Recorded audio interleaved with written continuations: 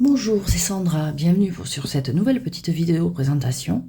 Aujourd'hui, je vais vous présenter un jeu écossais, indépendant, que j'ai acheté à Édimbourg lors de notre week-end en Écosse pour le pont du 6 décembre, parce que du 6 au 8 décembre, c'est un pont en Espagne et on en a profité.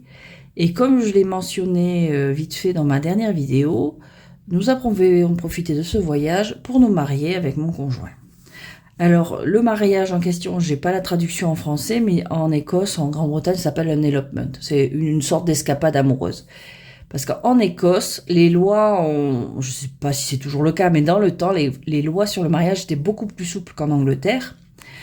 Donc, les Anglais, les jeunes Anglais, les couples qui n'étaient pas acceptés par la famille, passaient la frontière pour se marier en Écosse. Et donc, c'est comme ça qu'est devenu célèbre le village de Gretna Green. Donc, on entend parler dans certaines séries comme Downton Abbey ou comme ça, où on entend aussi parler dans Orgueil et Préjugés, il me semble, quand les enfants ne veulent pas n'ont pas l'aval des parents, enfin l'acceptation des parents, la bénédiction des parents, ils passaient la frontière pour se marier à Gretna Green. Et c'était un peu notre projet parce que on est deux introvertis, être le centre de l'attention, c'était pas ça. Organiser un grand mariage avec les familles et tout ça, rien que d'y penser, il y a mon anxiété qui fait des bonds.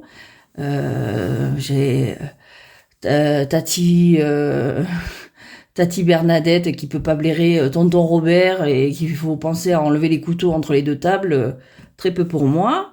Donc, on avait toujours dit que si on devait se marier un jour, on ferait ça vraiment en petit comité, quelque chose de rapide, de symbolique en fait. Et comme cette année on célèbre nos 20 ans de vie commune, on s'est dit, autant sauter le pas pour marquer le coup, quoi. Et donc, on était parti pour faire ça à Gretna, plutôt, parce que c'est le plus évident. Il y a des packs vraiment pour tout faire rapidement, avec tout inclus. Mais bon, on a visité Gretna lors de notre séjour en Angleterre pendant la semaine sainte, en mars-avril. Et faut avouer que ça nous a pas emballé. C'est très touristique. Il y a un gros complexe boutique, restaurant, compagnie.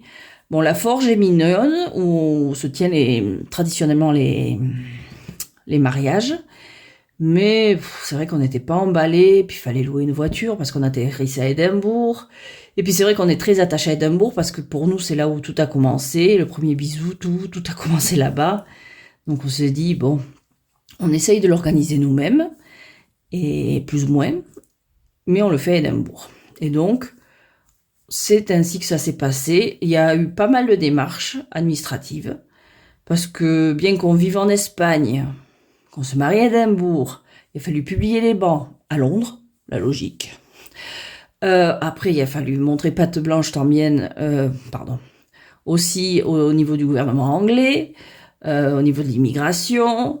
Enfin, c'est plein de démarches administratives à faire. Bon, ça se fait sans...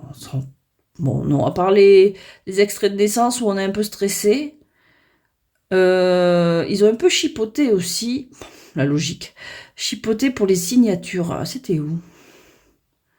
Parce que nos signatures sur nos cartes d'identité d'il y a 4 ans n'étaient pas identiques aux signatures des papiers qu'on venait de signer. Enfin bon, des déboires administratifs comme toujours. Mais finalement, ça se fait. On avait une organisatrice qui s'est occupée. Elle s'occupait des photos, elle s'occupait d'employer. Ça, j'étais super contente. Un joueur de cornemuse et une célébrante. Donc on était 6. Nous, le petit, la célébrante, la photographe et le joueur de cornemuse. Et on a fait ça. On a pu faire ça malgré la date. Personne n'y croyait en vérité, mais on a pu faire ça dehors, au pied d'une colline qui s'appelle Arthur Seat, donc c'est une colline au centre d'Édimbourg, et avec vue sur la ville, sur la mer, sur les ruines de Saint-Anthony-Chapelle. C'était vraiment un très joli coin. Et en 1h30, c'était plié, cérémonie, photo, redescente, la totale. Enfin bon, pour nous c'était parfait. Parce que on a intégré la cérémonie à un séjour, on adore visiter Édimbourg. Aussitôt descendu, j'ai vu l'état de ma robe qui était pleine de boue.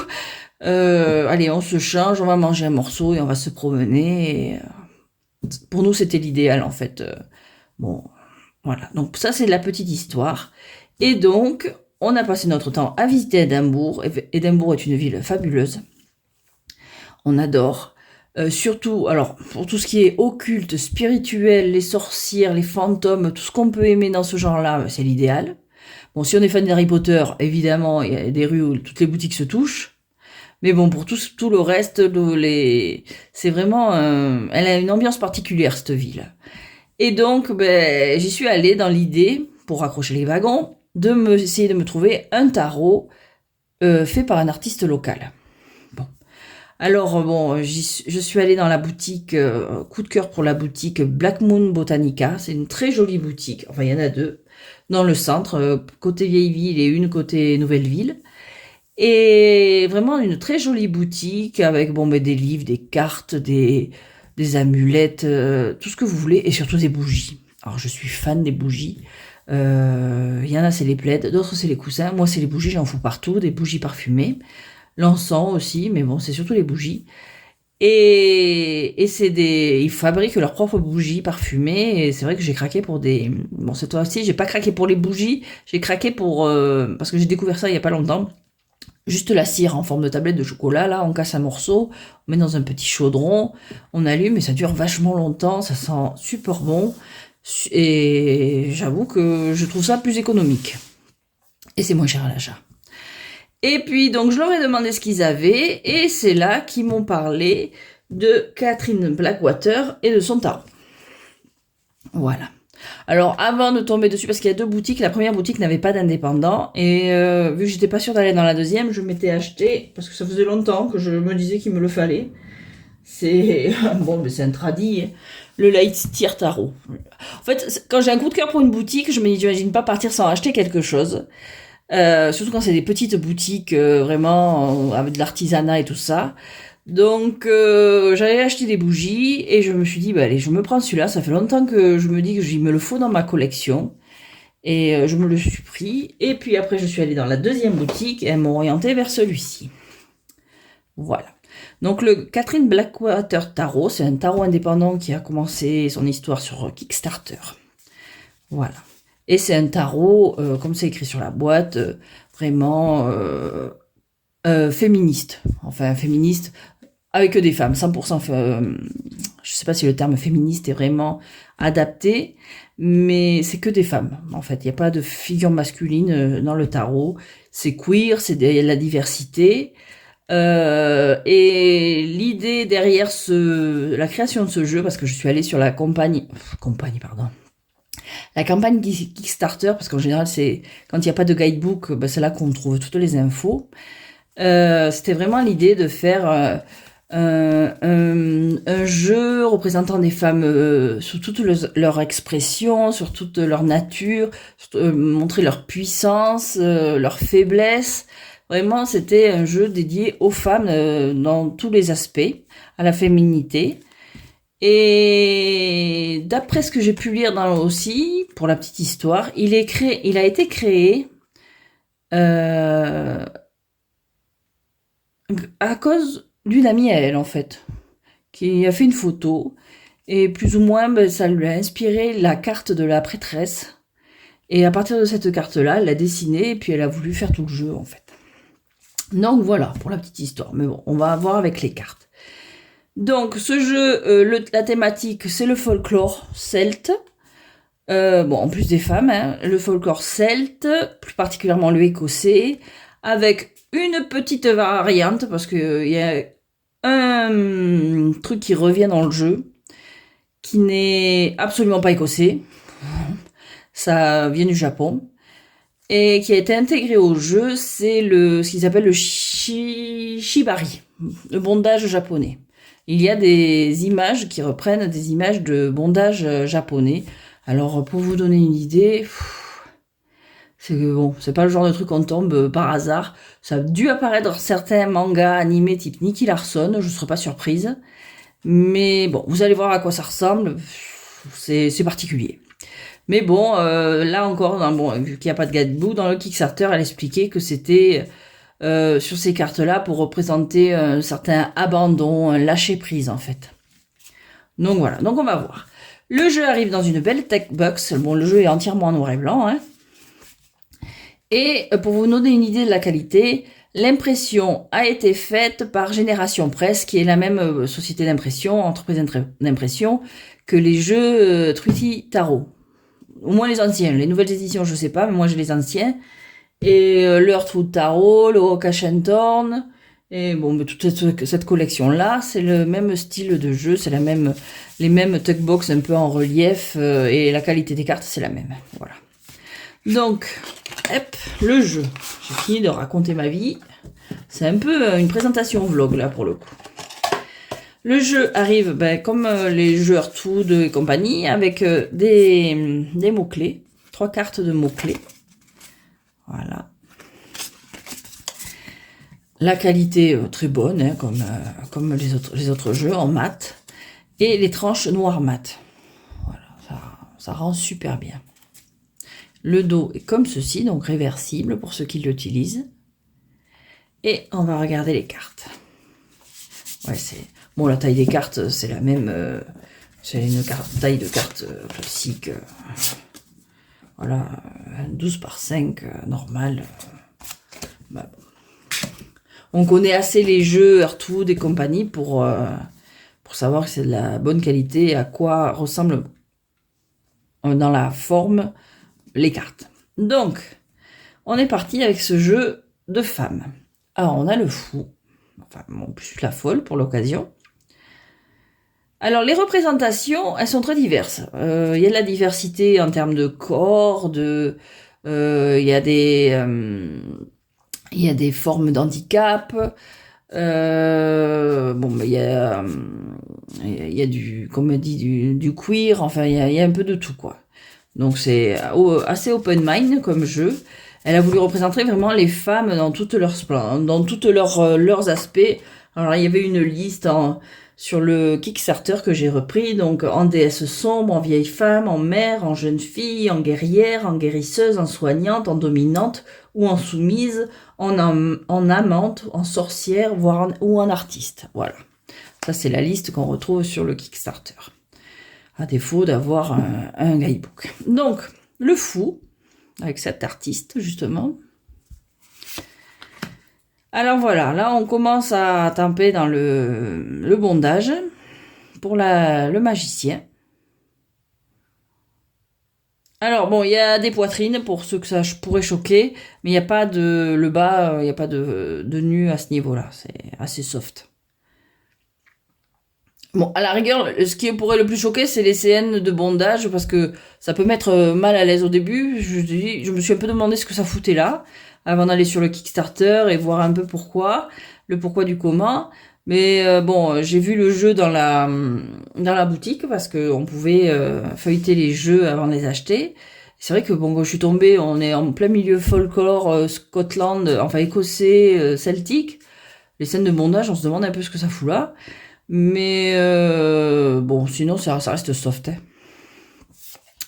Donc voilà la fameuse grande prêtresse. Donc là, elle a dessiné son amie et c'est la carte à l'origine de tout le projet en fait.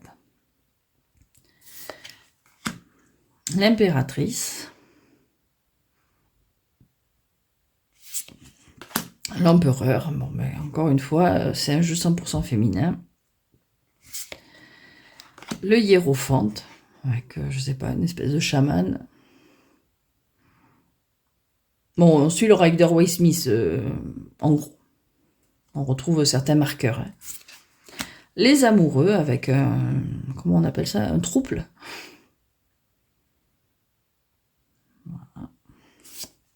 Là, on retrouve voilà, le bondage à la japonaise un petit peu.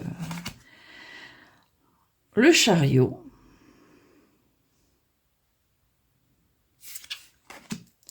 La force. L'ermite. La roue de fortune. La justice. Alors le pendu, c'est celle... Bon, celle-là, elles sont un peu... à la rigueur, les autres, ça passe. Bon, on comprend que le jeu va être... il y a quand même des images un peu plus modernes que ce qu'on imagine quand on parle de Celtes, d'Écossais, on voit plutôt des trucs médiévaux.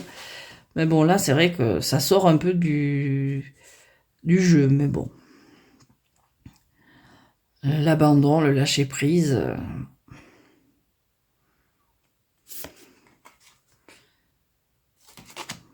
La mort. Tempérance. Je vais un peu vite, là. Voilà. Le diable.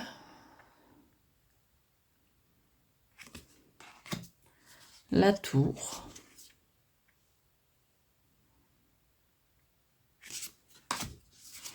L'étoile.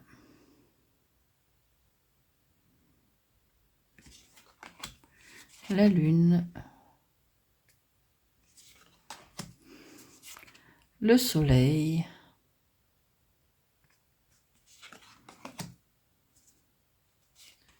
Le jugement. Et le monde.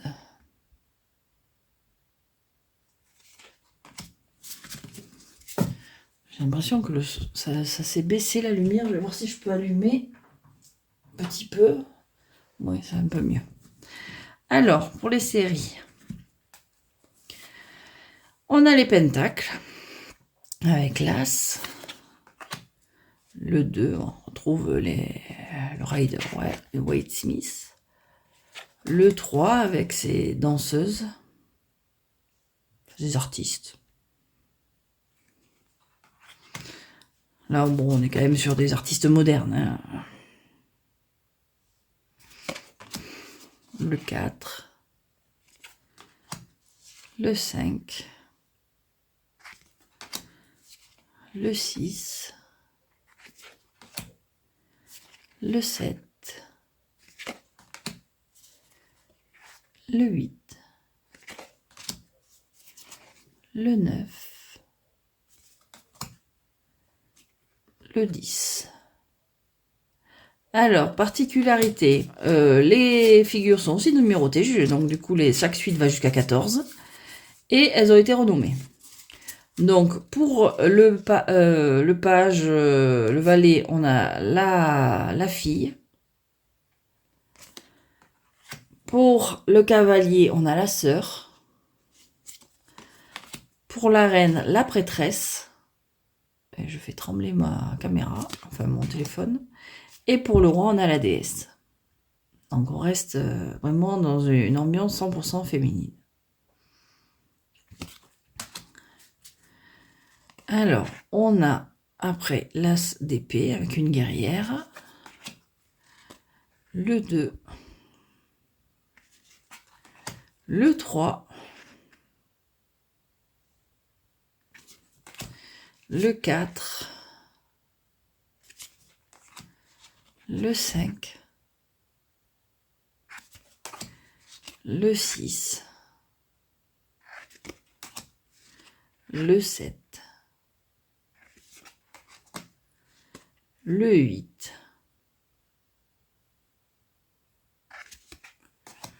Le 9. Et le 10, toujours assez impressionnant. Après, on a donc la fille, la sœur, la prêtresse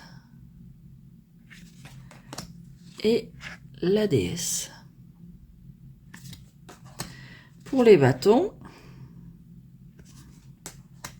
non, on reprend vraiment le Rider Waite. Voilà, le 3, le 4, le 5, le 6, le 7, le 8, le 9 et le 10. Alors, la sœur valet, non, la fille valet plutôt, voilà, La sœur cavalier. Donc voilà, déjà un t-shirt plus moderne. La prêtresse pour la reine, un petit chat noir. Et la déesse pour le roi. Alors, l'as de coupe. Pour finir. Donc, on a, mais l'as, je viens de le dire, le 2, le 3, le 4, le 5, le 6, le 7, le 8, le 9. Il y en a une autre. Alors, je savais qu'il y avait celui-là comme forme d'handicap. Il me semble qu'il y en a une avec une prothèse aussi. Mais il faudrait que je regarde. Il y a plein de détails en fait. Alors là, on avait la fille, la sœur, la prêtresse. Bon, au niveau des physiques aussi, c'est assez différent. Et la déesse. Oui, il me semble. Alors, est-ce que c'est la série juste avant?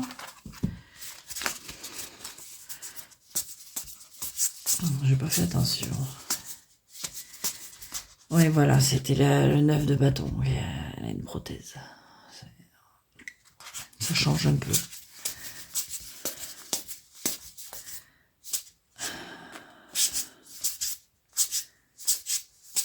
Bon, voilà pour le Catherine Blackwater.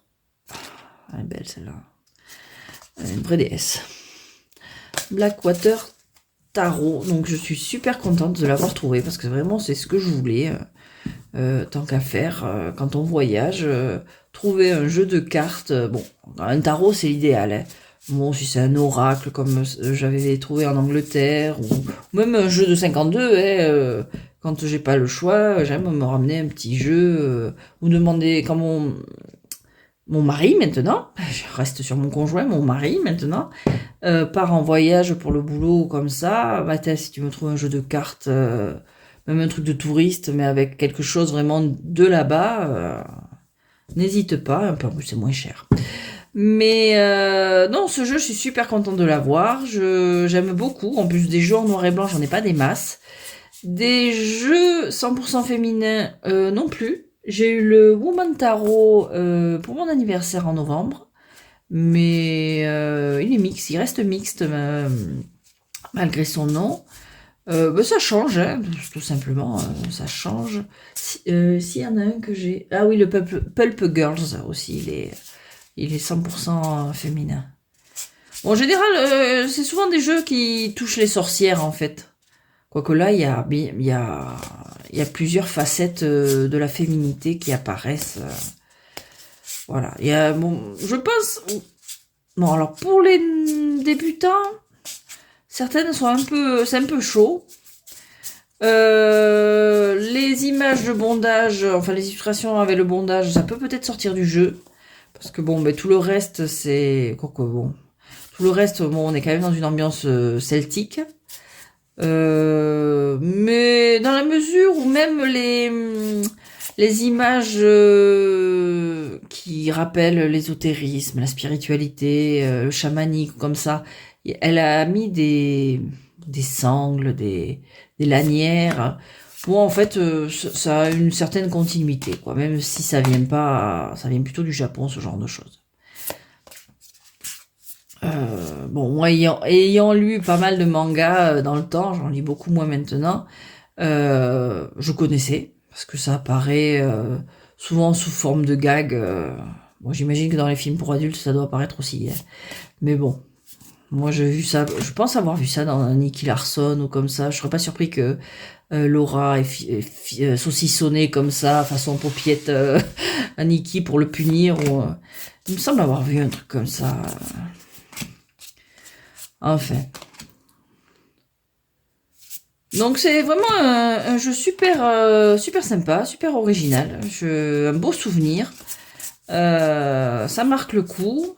Donc, genre de jeu que je me séparerai jamais, parce que bon, il est ancré Édimbourg, il est ancré ce week-end-là précisément.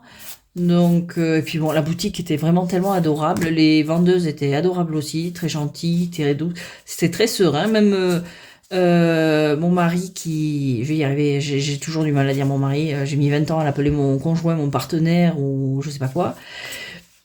Mon chéri, ou voilà. Donc mon mari a trouvé les boutiques vraiment jolies. Le petit était super content parce que le petit voulait à tout prix se trouver une baguette magique. Mais les baguettes Harry Potter, en plus de coûter un bras, bof. Et donc du coup, il est content de me suivre dans les boutiques de magie de maman, ce qui sont des vraies boutiques de magie, avec des vraies sorcières, enfin dans sa tête d'enfant, c'est des vraies boutiques, alors que celle d'Harry Potter, c'était pas des vraies. Et bon, il s'est trouvé une petite baguette en résine avec une agate, il était content. Donc, tout le monde était content en fait, aller dans ces petites boutiques. J'ai pu me trouver des bougies qui sentent bon. Il y a celles de Bonfire qui sortent que pour Yule en fait. Je regrette de m'en avoir pris qu'une plaquette, même si les tablettes durent longtemps, mais je regrette d'en avoir pris qu'une, parce qu'elles sont super bon. J'ai l'impression d'avoir une forêt de sapins dans mon salon. C'est vraiment super agréable. Je dis beaucoup super comme d'habitude. Et on aime tout ça en fait. Je suis la première à les regarder, mais je suis pas la dernière. Toute la famille apprécie d'avoir la bougie, l'odeur qui va avec. Et bon, je regrette de pas en avoir pris plus. Bon, le tarot était pas donné. C'est un indépendant, donc en plus en livre sterling c'est toujours plus cher. Donc bon, j'ai limité les dépenses. Mais vraiment, ils ont une boutique en ligne. Je pense que je vais voir en fonction des douanes, voir me renseigner si je peux pas faire des commandes. Et chez eux, qu'est-ce que j'ai pris d'autre en plus des bougies? Je me suis pris cet œil de tigre. Je sais pas, je l'ai vu, je l'ai touché et de suite, je sais pas, elle est toute lisse, elle est super agréable. Ça me détend en fait de l'avoir dans les mains. Et un autre livre, alors j'adore ce genre de livre. Je vais essayer de tout mettre en l'air. Je me suis trouvé ce petit livre. Donc The Elebor Guide to Occult Britain. Donc c'est un guide à travers le regard de l'occulte, quoi. Donc je pense qu'il va me suivre pendant mes voyages. Ça permet de visiter des endroits qu'on pense pas forcément visiter parce qu'ils sont pas sur tous les guides. Et donc, ce qui est intéressant avec ce genre de livre, là, j'ai un magazine aussi sur... la dernière fois, j'avais acheté un magazine parce que je trouvais que ça, sur les lieux hantés. C'est toute l'histoire qu'il y a derrière, parce que qu'on croit ou non aux apparitions, aux fantômes ou comme ça, à la rigueur, c'est pas important. Chacun fait comme il veut, mais derrière chacune de ces histoires, chacune de ces légendes, il y a des histoires vraies. Et c'est vrai que, par exemple, pour Édimbourg, l'histoire est riche, l'histoire est sombre. Il y a des histoires qui sont vraiment glauques, des histoires de fantômes qui tirent leurs origines d'histoires vraiment glauques. Et c'est intéressant de les connaître tout simplement. Par exemple, pour Édimbourg, la chasse aux sorcières, c'était pas les derniers. Le coup de on vous fout à la flotte attaché, si tu flottes une sorcière, tu crames, si tu coules, t'étais innocent, mais bon, t'es morte quand même. Ils étaient pas mal doués dans ce genre de technique. Donc, c'est des choses qu'on apprend avec ce genre de livres. Et puis encore une fois, ça permet d'aller... il y a toute une partie sur Cumbria, donc là où en général, nous, on aime aller en vacances. Ça permet de découvrir des lieux qu'on n'aurait pas pensé à visiter, et puis à découvrir leurs histoires, à sortir des sentiers battus, puis sans compter le petit côté un peu mystique, mystère, quand c'est pas trop trash. On se les raconte avec mon fils, et puis il aime bien imaginer. Quand ça fait pas trop peur, parce que il est encore petit, tout n'est pas de son âge, surtout en ce qui concerne l'histoire d'Édimbourg, parce que vraiment il y a des histoires, faut s'accrocher. Mais quand c'est des histoires juste de fantômes, il y a des histoires de fantômes qui sont relativement, on va dire, douces. L'histoire de Bobby, par exemple, c'est pas une histoire de fantôme, mais bon, une des deux boutiques, alors il y en a une du côté du National Museum, et il y en a une autre du côté du cimetière de Bobby. Alors Bobby, pour la petite histoire, à Édimbourg, si vous tapez Édimbourg, vous verrez souvent Bobby. C'est un petit chien, genre fox terrier, qui a attendu son maître. Son maître, je crois qu'il est mort dans un accident, ou enfin il y a eu quelque chose. Il avait l'habitude de l'attendre et le maître est pas revenu. Et il a continué à l'attendre et donc c'est devenu tout un symbole, Bobby, de la loyauté. Un peu comme il y a un chien pareil en gare de Shibuya au Japon, qui a un peu la même histoire. Et donc, il y a cette statue devant le cimetière, devant le pub, qui a son nom, et derrière ce pub, il y a le cimetière, où est enterré Bobby.